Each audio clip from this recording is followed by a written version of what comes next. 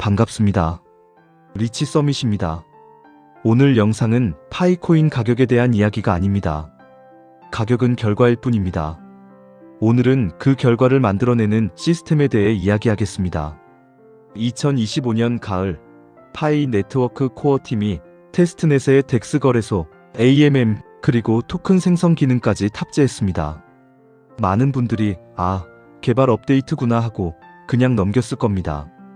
하지만 이 업데이트 속에는 니콜라스 코칼리스가 설계하고 있는 금융 시스템의 핵심 청사진 3가지가 담겨 있습니다. 첫째, 파이 중심 페어링. 둘째, 유동성 기반 랭킹. 셋째, 실사용 중심 생태계.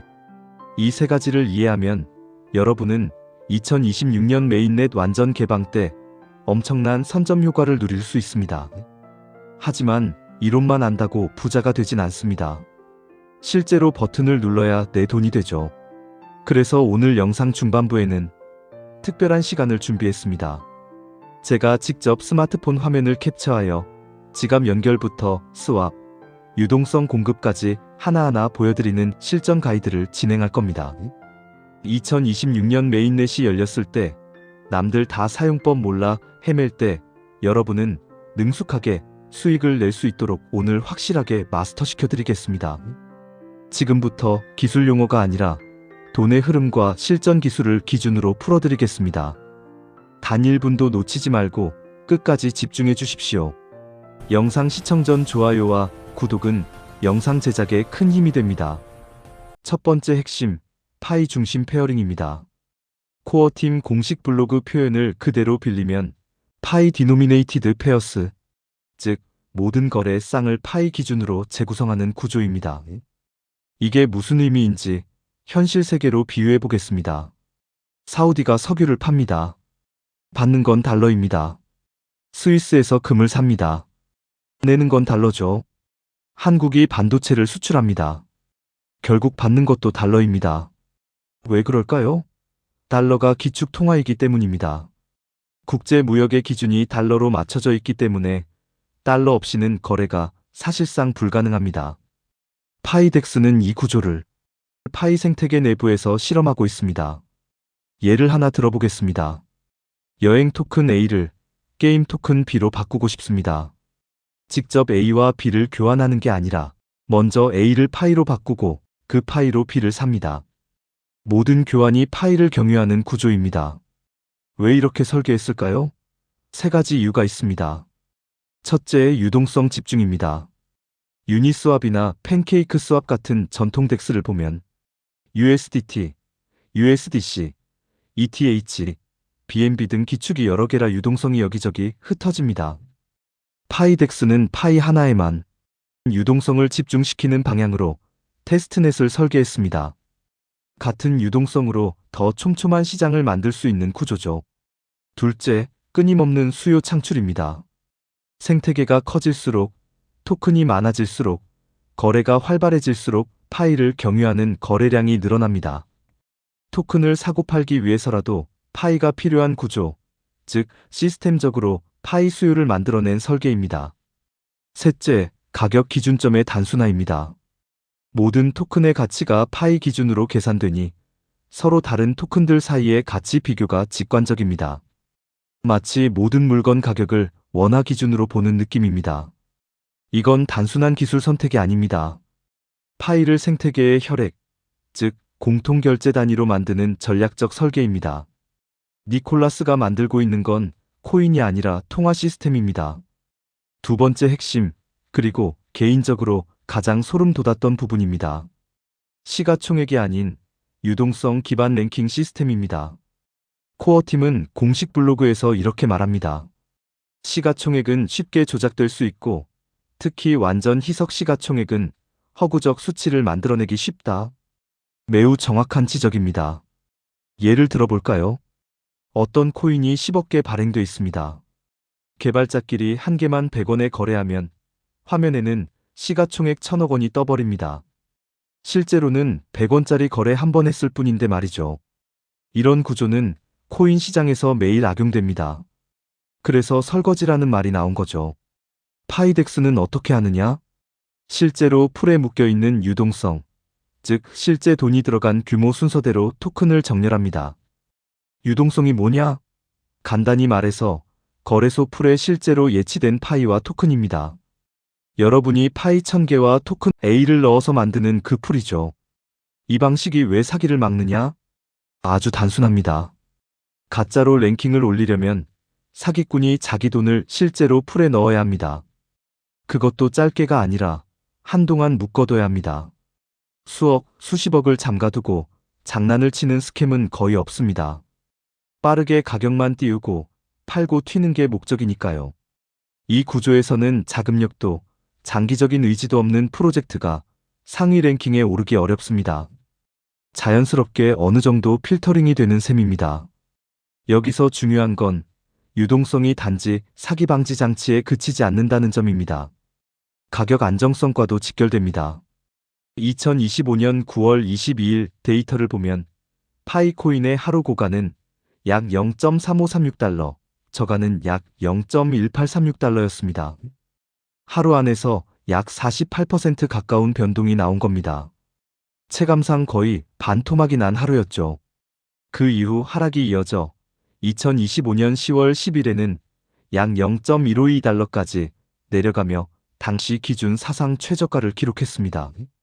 상장 이후 몇 달간 쌓여온 불신과 매도, 압력이 이 구간에서 한 번에 터진 셈입니다. 여러 분석들이 공통적으로 지적하는 건 하나입니다. 얇은 유동성 위에서 큰 매도 물량이 쏟아졌다는 것. 팔려는 사람은 많은데 받아줄 매수 유동성이 충분하지 않으니 가격이 계단이 아니라 엘리베이터처럼 떨어진 겁니다. 유동성이 낮으면 누군가 큰 물량을 팔 때 가격이 수직으로 내려갑니다. 반대로 큰 물량을 사면 수직으로 올라가죠. 변동성이 극단적으로 커집니다. 여기에 레버리지 거래까지 얹히면 선물 청산이 연쇄적으로 터지면서 현물 가격까지 같이 끌어내립니다. 코어팀은 이런 구조적 문제를 정확히 보고 있습니다. 그래서 이번 덱스 설계에서 시가총액 랭킹이 아니라 유동성 랭킹을 채택한 겁니다. 유동성 랭킹은 이중 안전장치입니다. 사기성 프로젝트는 위로 못 올라오게 막고 가격 변동성은 줄이고 동시에 기관 투자자들이 좋아하는 투명한 룰을 제공하는 것. 일석삼조 설계라고 봐도 좋습니다. 세 번째 핵심은 실사용 유틸리티 중심 생태계, 즉 유틸러티 퍼스트입니다. 요즘 코인 시장 보면 어떤 것들이 많습니까? 도지코인, 시바이누, 각종 밈코인들. 공통점이 뭘까요? 실제로 쓸 곳은 거의 없고 누가 더 비싸게 사줄까를 기다리는 게임에 가깝습니다. 파이는 이와 정반대 방향을 지향합니다. 코어팀과 외부 리포트들을 보면 밈코인식 투기가 아니라 앱 서비스 연동형 토큰 중심 생태계를 의도적으로 설계하고 있다는 평가가 많습니다. 테스트넷에서는 누구나 테스트 토큰을 만들 수 있습니다. 학습용이니까요. 하지만 메인넷에서는 이야기가 완전히 달라집니다. 코어팀은 실제 유틸리티와 지속 가능한 모델을 갖춘 프로젝트만 메인넷 토큰 발행을 허용하겠다고 선을 그었습니다. 무슨 뜻이냐? 여행 토큰이면 실제로 여행 예약이 가능해야 하고, 게임 토큰이면 실제로 돌아가는 게임이 있어야 하고, 쇼핑 토큰이면 실제로 물건을 살 수 있어야 한다는 겁니다. 그냥 우리 토큰 달간다 같은 구호만으로는 메인넷에 못 올라옵니다. 외부 리서치에서는 이런 모델을 생산성 기반 가치라고 부릅니다. 채굴량, 단순 사용자 수가 아니라 실제 앱 서비스가 만들어내는 경제적 가치가 코인의 가치를 뒷받침하는 구조라는 뜻입니다. 그리고 한 가지 더 중요한 차이가 있습니다. 파이는 모바일 퍼스트 디파이를 지향합니다. 유니스왑, 팬케이크 스왑을 쓰려면 메타마스크 설치하고 브라우저 확장 프로그램 깔고 네트워크 추가하고 일반인 입장에서는 진입 장벽이 상당히 높습니다. 파이는 파이 월럿, 파이 브라우저, 파이 앱 스튜디오, KYC 인프라가 한 모바일 생태계 안에서 통합되어 있습니다. 스마트폰 하나로 앱 실행부터 지갑 연결, 스왑, 유동성 공급까지 전부 끝낼 수 있게 설계하고 있습니다. 현재 파이 네트워크는 수천만에서 수억 단위의 유저를 확보했고, 이들 대부분은 전통 크립토 거래소를 써본 적 없는 대중입니다. 이 사람들을 덱스 사용자와 유동성 공급자로 전환할 수 있는 잠재력. 이게 기존 이더리움, BNB 체인 덱스와 파이, 덱스의 가장 큰 차이입니다. 자, 이제 핵심 질문입니다. 이해는 했는데 나는 지금 뭘 해야 합니까? 지금 당장 파이 덱스를 직접 만져보셔야 합니다. 단계별로 정확히 알려드리겠습니다. 사전 준비로 테스트넷 전환과 테스트 파이 받기입니다. 먼저 파이 월럿 앱을 여십시오. 화면 중앙 상단을 보면 현재 메인넷으로 되어 있을 겁니다. 이걸 테스트넷으로 전환하세요. 이렇게 하면 메인넷 파이와 완전히 분리된 테스트 환경으로 들어갑니다. 화면 전체가 보라색 테마로 바뀌면서 잔액이 0으로 표시될 텐데 당황하지 마십시오. 메인넷 파이는 그대로 있고 지금은 테스트 환경일 뿐입니다. 테스트넷에서 실험하려면 테스트 파이가 필요합니다. 지갑 내에 테스트 파이 지급 버튼이 있습니다. 이걸 눌러서 소량의 테스트 파이를 받으세요. 이 테스트 파이는 실제 가치가 전혀 없습니다. 연습용입니다.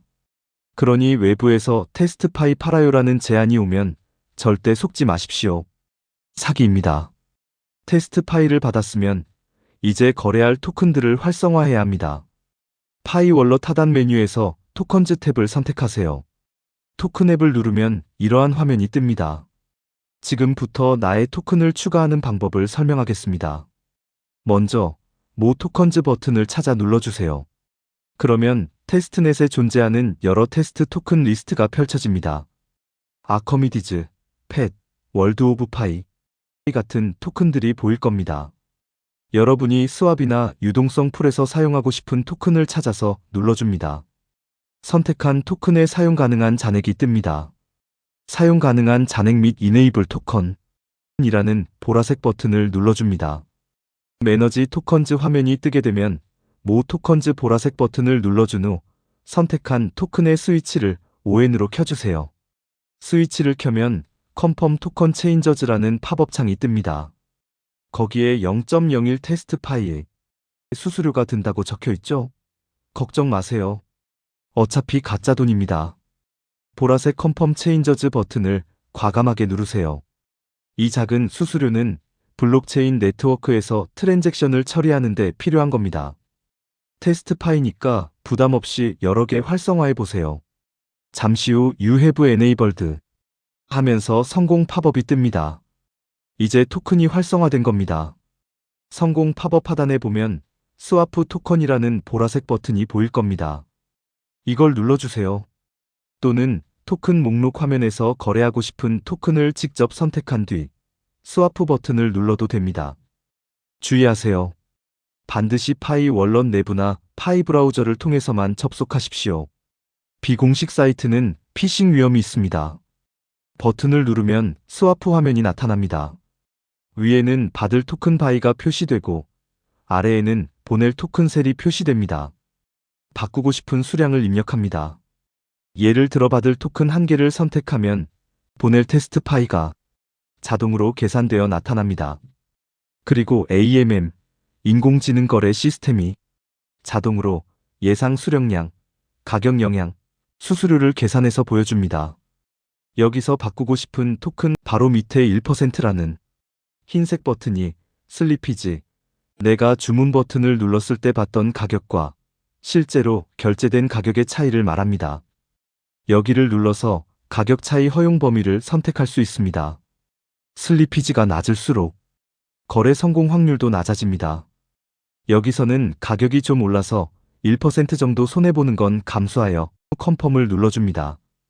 여기서 주의할 점, 하단 버튼 이름이 스와프가 아니라 리뷰, 즉 검토하기입니다. 무작정 거래가 바로 되는 게 아니라 견적을 먼저 확인하라는 뜻이죠. 리뷰 버튼을 눌러보세요. 견적서 화면이 나옵니다. 슬리피지 1%, 수수료 0.01 테스트 파이, 이런 세부 내용들이 표시됩니다. 제한 시간 카운트다운도 함께 나옵니다. 이 시간 안에 가격이 고정되어 있다는 뜻입니다. 내용을 확인하고 하단에 있는 컨펌 스와프 버튼을 누르세요. 초록색 체크 표시와 함께 스와프 석세스펄이 뜨면 성공입니다. 확인 버튼을 누른 후 상단 메뉴 마이 토컨즈를 눌러줍니다. 그러면 여러분이 선택하거나 매수한 토큰들의 잔량과 토큰의 가격이 테스트파이의 가치로 표시되어 있을 겁니다. 지갑 상단 두 번째 메뉴모 토컨즈를 눌러보세요. 여기서는 현재 테스트넷에 존재하는 모든 거래 토큰 목록을 볼 수 있습니다. 각 토큰의 현재 가격, 유동성 규모, 24시간 거래량 등 정보가 표시됩니다. 어떤 토큰들이 활발하게 거래되는지, 어떤 토큰의 유동성이 두꺼운지 관찰하세요. 이게 시장을 읽는 연습입니다. 메인넷에서도 똑같은 방식으로 좋은 프로젝트를 찾아낼 수 있습니다. 이제 가장 중요한 부분, 유동성 공급입니다. 지갑 메뉴 상단의 맨 마지막에 있는 모 LPS 버튼을 눌러줍니다. 참여 가능한 풀 목록이 나옵니다. 예를 들어 펫 테스트파이, 게임 토큰 테스트파이 같은 페어들이 보일 겁니다. 각 풀에 얼마나 유동성이 예치되어 있는지 테스트파이 기준으로 표시됩니다. 조금 전에 매수한 토큰이 있는 페어를 눌러줍니다. 더파짓, 예치라는 보라색 버튼이 표시됩니다. 보라색 더파짓 버튼을 누르세요. 그러면 두 토큰의 수량을 입력하는 창이 뜹니다. 중요합니다. 두 토큰을 같은 가치 비율로 넣어야 합니다. 여러분이 매수한 토큰의 이용 가능한 개수 중 참여를 원하는 개수만큼 입력하면 테스트파이의 개수를 자동으로 비율에 맞춰 계산해주니 걱정하지 마세요. 비율에 맞춰 입력하고 승인하여 줍니다. 잠시 후 더파짓 메이드 라는 문구가 뜹니다. 축하합니다. 여러분은 방금 파이 금융 생태계의 주주가 되셨습니다. 승인하면 여러분은 LP 토큰을 받게 됩니다. 이 LP 토큰이 뭐냐? 여러분이 이 풀의 유동성을 공급했다는 증거입니다. 다른 사람들이 이 풀을 통해 스왑할 때마다 거래 수수료의 일부가 풀에 쌓입니다.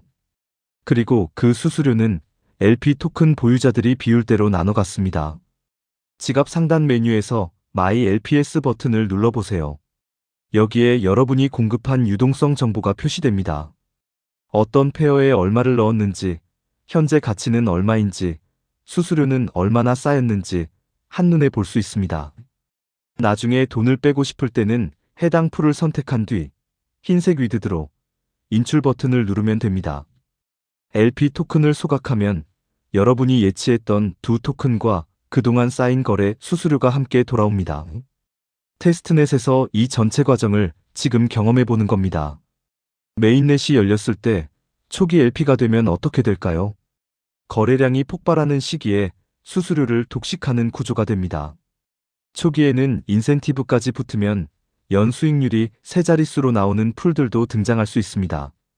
물론 그만큼 리스크, 특히 임퍼머넌트 로스 리스크도 같이 있다는 걸 명심하세요. 보안 관련 당부 말씀드립니다. 메인넷과 테스트넷 잔액은 완전히 분리되어 있습니다. 설정에서 네트워크만 바꾸면 왔다 갔다 할 수 있습니다. 테스트파이에는 실제 가치가 전혀 없습니다. 그러니 외부에서 테스트파이 팝니다. 테스트 토큰 삽니다. 이런 제안은 100% 사기입니다. 절대 속지 마십시오. 덱스 접속은 반드시 파이 월런 내부나 파이 브라우저를 통해서만 하세요. 코어팀 공식 블로그, 공식 X 계정에 나온 주소만 사용하세요.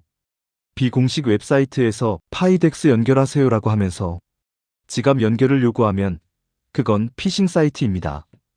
여러분의 시드 구문, 개인키는 절대 누구에게도 어떤 사이트에도 입력하지 마십시오. 이 기본 수칙만 지키면 안전하게 테스트넷 덱스를 경험할 수 있습니다. 디파이 기본 개념 5개를 반드시 알아야 합니다. 덱스를 만져봤으면 이제 개념을 정확히 이해해야 합니다. 5가지만 확실히 알면 여러분은 디파이 중급자입니다. 첫째, 유동성 풀에 묶여있는 자산의 총량입니다. 유동성이 많을수록 가격이 안정적이고 큰 거래에도 가격이 덜 요동칩니다.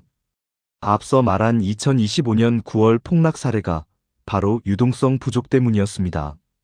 둘째, 슬리피지. 내가 원한 가격과 실제 체결 가격의 차이입니다. 유동성이 적으면 슬리피지가 커집니다. 큰 주문일수록 슬리피지가 커지고요. 스왑할 때 슬리피지가 5%를 초과합니다.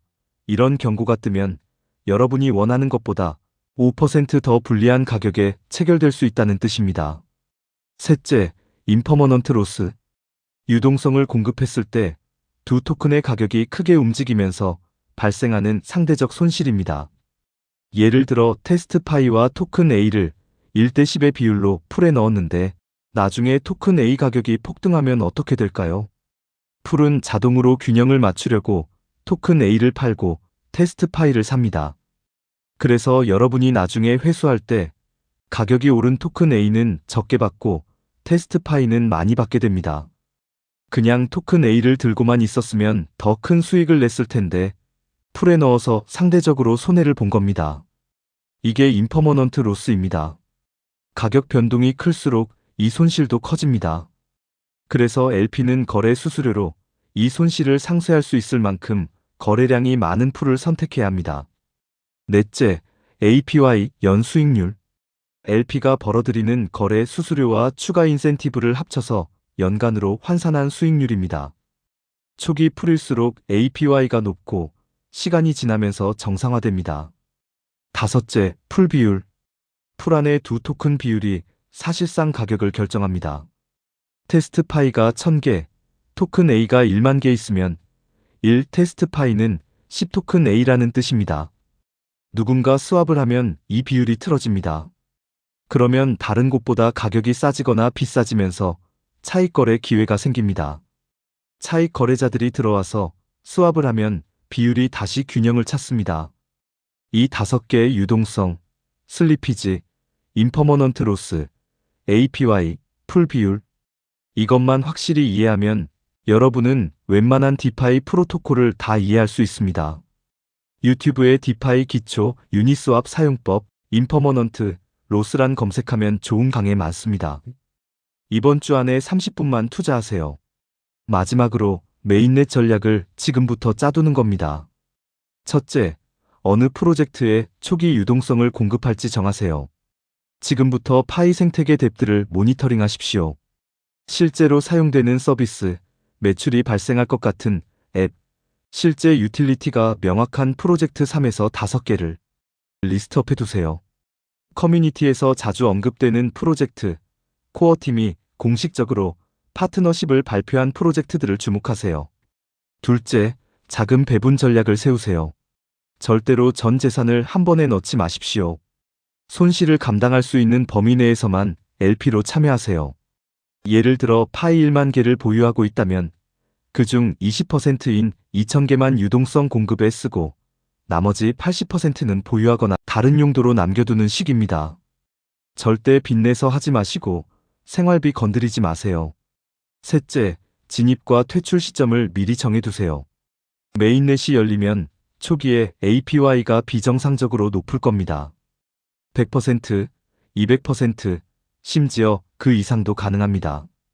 그때 들어가서 수익률이 정상화되기 시작하면 일부를 회수하는 전략, 또 시장이 과열됐다고 판단되면 방어적으로 비중을 줄이는 시나리오, 이런 것들을 엑셀로 간단하게라도 정리해두세요. 투자금, 예상 APY, 기간, 회수 시점을 숫자로 적어놓으면 감정적 판단을 줄일 수 있습니다. 이 세 가지, 프로젝트 선정, 자금 배분, 진입 퇴출 전략, 지금 준비하는 사람과 메인넷 터지고 허겁지겁 배우는 사람, 결과는 하늘과 땅 차이입니다. 마지막으로 한 가지만 더 말씀드리고 마무리하겠습니다. 파이의 장기 비전, ISO 20022입니다. ISO 20022는 전 세계 은행과 금융기관이 사용하는 글로벌 금융 메시지 표준입니다. 스위프트 같은 국제 송금 시스템도 이 규격으로 전환하고 있습니다. 여러 외부 리포트에서 파이 네트워크가 ISO 20022를 준수를 준비하거나 해당 표준과의 연계 가능성을 검토 중이라고 언급합니다. 아직 코어팀이 완전 준수를 공식 확정한 단계는 아니지만 방향성은 분명히 읽힙니다. 만약 파이가 ISO 20022과 호환되는 구조까지 간다면 파이는 단순히 파이 생태계 내부에서만 도는 토큰이 아니라 전통 금융 시스템과도 데이터를 주고받을 수 있는 디지털 자산이 됩니다. 상상해 보십시오. 여러분이 파이로 결제를 하고 판매자는 그 가치를 은행 계좌나 기존 결제망으로 자연스럽게 받을 수 있는 구조를 파이가 코인에서 일상적인 결제 수단으로 넘어가는 그림입니다. 이게 니콜라스와 판 박사가 말하는 대량 채택의 진짜 의미입니다. 소수의 크립토 투자자가 아니라 일반인이 은행 앱 쓰듯이 파이를 쓰게 만드는 것. 물론 이건 장기 비전입니다. 내일 당장 되는 이야기가 아닙니다. 하지만 지금 덱스, AMM, 유틸리티 중심 생태계, 그리고 표준화 방향성까지 보면 그 씨앗이 이미 심어지고 있다는 신호들은 분명합니다. 투자자는 단기 가격이 아니라 이런 장기 구조를 봐야 합니다. 정리하겠습니다. 파이 네트워크는 단순한 채굴 앱이 아닙니다. 니콜라스 코칼리스와 팀이 설계하는 디지털 금융 시스템입니다. 첫째, 파이 중심 페어링. 내부 기축 통화 구조. 둘째, 유동성 랭킹. 사기 방지와 가격 안정성. 셋째, 유틸리티 우선. 생산성 중심 경제 생태계. 이 세 가지를 이해했다면 2025년 9월 22일처럼 하루에 50% 가까운 변동이 나온 날도 단순 공포가 아니라 얇은 유동성과 구조적 문제로 해석하게 됩니다.